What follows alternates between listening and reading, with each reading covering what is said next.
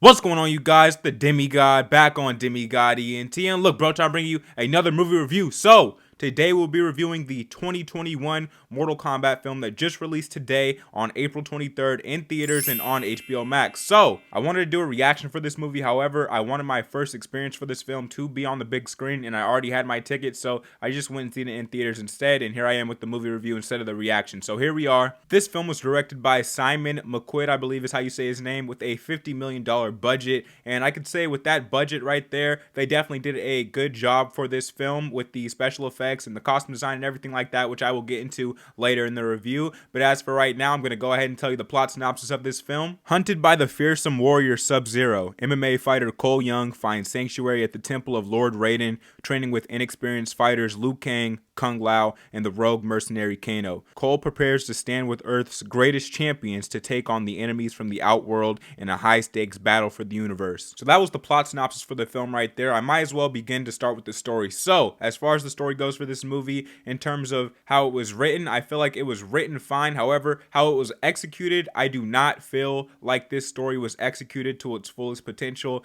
In fact, I felt like that was the most rushed part about this movie, was the story and them trying to cram everything into an under 2 hour film. I believe it was like an hour 55 minutes, somewhere around there. So right under 2 hours. There was a lot we were trying to fit in here, and I don't feel like it was executed as well as it could have been. So with that being said, the characters inside this film, Cole Young, the MMA fighter, which by the way I'm pretty sure is exclusive to this film. He wasn't in any of the previous games, so that's pretty interesting that they created a brand new character for this film. I felt like they did his character justice within this film. By the way, I am a fan of the Mortal Kombat series myself. I've played them throughout my entire life. I was extremely good at X and 11. Definitely love those games. So this is a fan's perspective on this movie and a movie goer and movie lovers, film critics perspective on this movie, if you'd like to say that. So all of our characters inside this film, so Cole Young, Scorpion, Sub-Zero, Raiden, Melina, Jax, Goro, I mean, they put everyone inside this movie. They were really trying to cram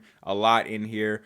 Kano, Shang Tsung, Kung Lao, Cabal, and I believe a few more were all inside this movie. So that's a lot of characters for us to cover. So instead of going over all the actors and everything, I'd just like to say they all did a perfect job. They all did a fine job inside this movie. I felt like the cast for this movie was spot on for sure. They all portrayed their roles perfectly. They all looked the part too, except for Melina's character, just because they kind of changed the race of the character. However, she did a fantastic job inside this movie too, so give that a pass, considering that was the only person I feel they took leniency on while making this film. Now, as far as the costume design goes inside this movie, the costume design was brilliant. Man, it was spot on. I mean, it was like seeing the video game brought to life on the big screen. So I really think the fans are going to like this one, honestly, which the Rotten Tomatoes scores do show, because I believe the critics have this rated at about a 55%, which in my opinion is a bit too low on the scale. However, I could see why a critic may rate it that. And then, of course, the fans love this movie so far. They rated it an 88%. It's sitting on Rotten Tomatoes right now. So yeah, but as far as the costume design goes, man, like I said, it was a video game brought to life. We got to see it play out on the big screen. Scorpion and Sub-Zero, of course, I feel their costume design was really the best inside this film. It was just, man, that was beautiful to get to see them in their armor and with their weaponry and their abilities and their powers. But not just them. All the characters overall were done extreme justice. They really did a good job when it came to the cast and the costume design when it comes to this film. Now, as far as the film being rushed, I'll speak a little bit more on that now. It was definitely a lot of cramming that they were trying to do inside this. Obviously, the characters get an invitation to Mortal Kombat, to the tournament of Mortal Kombat, via the dragon symbol that they get, the marking that they get, as you should know if you are a fan of the series. And we got to see a little bit of that in the trailers also. So as far as them collecting all of our characters, trying to get them to the tournament, trying to have the tournament, and then trying to have a conclusion to the movie, we definitely needed like at least an extra 20 to 30 minutes inside this film, which I understand why they didn't do that, because obviously it's a video game movie. Video game movies usually aren't meant to be that long. People usually don't want to sit through them that long. So I can see why they cut it at the 2 hour mark, or right under the 2 hour mark. Definitely needed that extra 20, 30 minutes, really explore everything, really give extra extra detail to everyone's character, that would have been definitely a nice touch, and I feel like it would have really